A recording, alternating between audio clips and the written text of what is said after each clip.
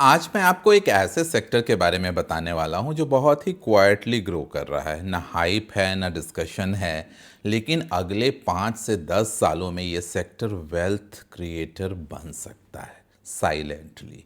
मैं बात कर रहा हूँ health care and pharma sectors की। और आज हम समझेंगे कि क्या यह सच में सनराइज इंडस्ट्री है और इसमें ग्रोथ ड्राइवर्स क्या क्या हैं, कौन से सब सेक्टर्स एक्सप्लोड कर सकते हैं इसकी ग्रोथ की वजह से, और सबसे इंपॉर्टेंट इन्वेस्टमेंट स्ट्रैटेजी आपकी होनी क्या चाहिए health care and pharma sector में। दोस्तों, मेरा नाम है सौरभ सुमन और मैं हूं आपका पर्सनल वेल्थ गाइड और आप देख रहे हैं मेरा चैनल इन्वेस्टिंग विद सौरभ। मैं एक सेबी रजिस्टर्ड इन्वेस्टमेंट एडवाइज़र नहीं हूं, इसलिए कोई भी निवेश करने से पहले अपने वित्तीय सलाहकार की राय ज़रूर ले लें। सबसे पहले एक ब्रॉड पिक्चर समझते हैं। इंडियन फार्मा मार्केट लगभग 5.4 लाख करोड़ का रहा है साल 2025 में। एक्सपेक्टेड साइज जो है 2030 तक वो है 11.7 लाख करोड़ का। यानी CAGR हमें एनुअली कम से कम चाहिए 9 to 11% का। ग्लोबल पोजीशनिंग की बात करें तो इंडिया को फार्मेसी ऑफ द वर्ल्ड कहा जाता है।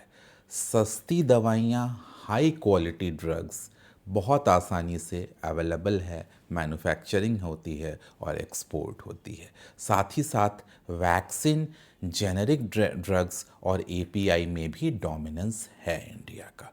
ब्रोकरेजेस हाउसेस का क्लियर व्यू है कि इंडिया फार्मा जो सेक्टर है वो एक स्ट्रक्चरल ग्रोथ फेज में एंटर कर रहा है, इसमें कोई शक नहीं है। अब मैं इसे सनराइज सेक्टर क्यों कह रहा हूँ? Chronic disease explosion, chronic disease जैसे diabetes, cancer, heart disease of course अच्छी चीज़ नहीं है, पर हम यहाँ एज ए इन्वेस्टर देख रहे हैं तो जैसे जैसे ये बीमारियाँ इतनी तेज़ी से बढ़ रही हैं तो उतनी ही तेज़ी से इसके थेरेपीज़ भी बढ़ रहे हैं और इसमें इंडियन फार्मा सेक्टर अपने आप को एक इम्पॉर्टेंट रोल में पाता है। डिमांड ये साइक्लिकल नहीं है, ये स्ट्रक्चरल है। दूसरी चीज़, ageing population, average life expectancy India की बढ़ रही है, साथ साथ वर्ल्ड ओवर बढ़ रही है। और इंडिया में एल्डरली पॉपुलेशन जैसे बढ़ेंगे तो ज़्यादा दवाइयों की ज़रूरत होगी, ज़्यादा हॉस्पिटल्स की डिमांड होगी और ज़्यादा डायग्नोस्टिक लैब्स की डिमांड होगी। एज बढ़ेगा तो हेल्थ केयर डिमांड भी बढ़ेगा। इसके साथ साथ इमेंस एक्सपोर्ट अपॉर्चुनिटी है इंडिया के सामने। इंडियन फार्मा एक्सपोर्ट अभी प्रेजेंटली $30 बिलियन का है। इमर्जिंग मार्केट में डिमांड ग्लोबल एवरेज से डबल स्पीड से ग्रो हो रही है। मैकिन्से की रिपोर्ट है बेसिकली ये जो मैंने आपको कहा। तो ब्रोकरेज इनसाइट ये है कि Indian companies will dominate generic and emerging markets. High value drugs जो हैं उसमें भी इंडियन कंपनीज का डोमिनेंस बड़ी तेज़ी से बढ़ रहा है। अब सिर्फ API या जेनेरिक ड्रग्स तक नहीं लिमिटेड है। बायोलॉजिक्स, स्पेशलिटी ड्रग्स या ऑन्कोलॉजी या अभी रिसेंटली जैसे पेटेंट ख़त्म हुआ एक ओबेसिटी कंट्रोल ड्रग के ऊपर, तो सारी की सारी इंडियन कंपनी ने आज अनाउंस किया कि हम वो ड्रग बनाएंगे जो कि बहुत महंगी मिल रही थी। तो इस तरह से इंडियन फार्मा इंडस्ट्री नए नए क्षेत्र में अपना डोमिनेंस बढ़ाता जा रहा है। मार्केट एक्सपेक्ट कर रहा है कि बड़ी तेज़ी से इनका शेयर वर्ल्ड ओवर बढ़ेगा और यही नेक्स्ट ग्रोथ इंजन बढ़ेगा। साथ साथ गवर्नमेंट का पुश तो है ही। PLI स्कीम, पॉलिसी सपोर्ट, इन सब के कारण डोमेस्टिक मैन्युफैक्चरिंग बढ़ रही है, API इंडिपेंडेंस बढ़ रहा है, रिसर्च एंड डेवलपमेंट को बूस्ट मिल रहा है। सिंपल ट्रांसलेशन ये है कि गवर्नमेंट वो चाहती है कि इंडियन फार्मा सेक्टर ग्रो करे। अब डीप इनसाइट जो ब्रोकरेज इसके बारे में कहते हैं कि CDMO और CRDMO की बूम आने वाली है। Companies outsourcing, research and development और मैन्युफैक्चरिंग इन सब में डोमिनेट करेगी। ग्लोबल मार्केट $300 बिलियन तक का हो सकता है साल 2028 तक। इंडियन एडवांटेज क्या है कि इंडिया में सस्ती दवाइयाँ बन जाती हैं, स्किल्ड वर्कफोर्स है और यही बनाता है एक hidden multi bagger.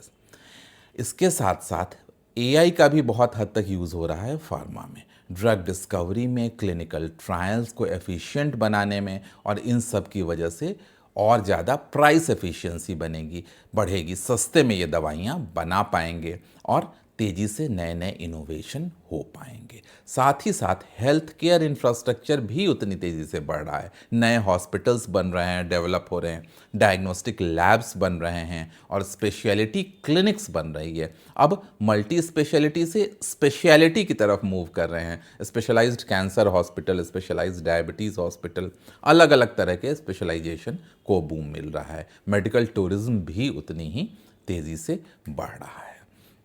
Generic plus speciality का कॉम्बो दोनों ही अवेलेबल है इंडियन स्टॉक मार्केट में हेल्थ केयर सेक्टर में। पहले जेनेरिक को लो मार्जिन माना जाता था, अब स्पेशलिटी होगी, ब्रांडेड जेनेरिक होंगे, तो ये दोनों कॉम्बो जो है वो हायर मार्जिन देगा इंडियन हेल्थ केयर सेक्टर को। प्रॉफिटेबिलिटी नेचुरली बढ़ेगी, लेकिन हर सेक्टर में जैसे रिस्क होते हैं, यहाँ भी रिस्क हैं। प्राइसिंग प्रेशर रहेगा, यूएस मार्केट से काफ़ी ज़्यादा कंपटीशन के आसार रहते हैं, इसलिए प्राइसिंग आप एग्रेसिवली नहीं कर पाओगे। साथ ही रेगुलेटरी रिस्क तो हमेशा ही रहता है। एक्सपोर्ट के सिनेरियो में यूएस एफडीए की अप्रूवल्स अक्सर नहीं मिल पाती हैं या डिलेड मिलती हैं, या कई बार वो रिवोक भी कर लेते हैं। अक्सर टेस्ट होते रहते हैं, कॉम्प्लायंस फेलियर होने पर लाइसेंस या एक्सपोर्ट लाइसेंस कैंसिल भी हो जाता है, तो ये रिस्क तो बना हुआ है।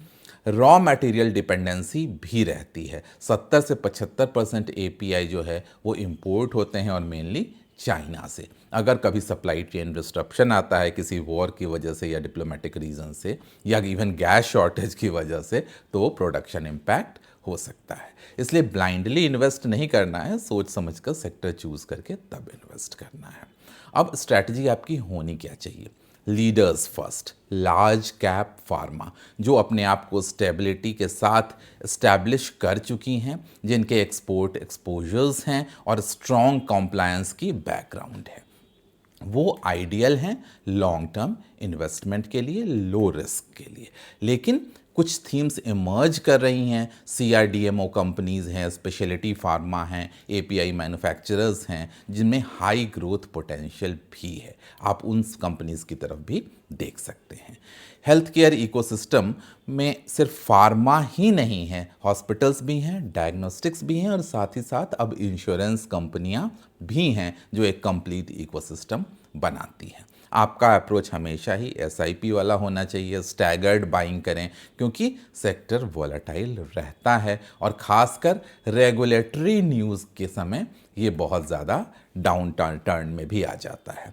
किसी भी अच्छी फार्मा कंपनी को खरीदने का सबसे बड़ा और सबसे अच्छा वक्त होता है जब उसमें रेगुलेटरी कॉम्प्लायंस से अलग, मतलब इंक्वायरी की रिपोर्ट आती है। अक्सर आपने सुना होगा कि यूएस एफडीओ की इंक्वायरी हुई या चेकिंग हुई किसी इंडियन फार्मा कंपनी के फैक्ट्री पे, लैब में, तो उस केस में अक्सर आपने देखा होगा कि उस दिन उसका प्राइस क्रैश करता है, थोड़े समय में वो वापस रिवाइव कर जाता है, क्योंकि वो स्ट्रांग हैं, उन्हें पता है कि चीज़ों को कैसे हैंडल करना है। लेकिन ये जो टेम्पररी फॉल आया, यही सबसे अच्छा समय होता है उस फार्मा कंपनी में एंटर करने का।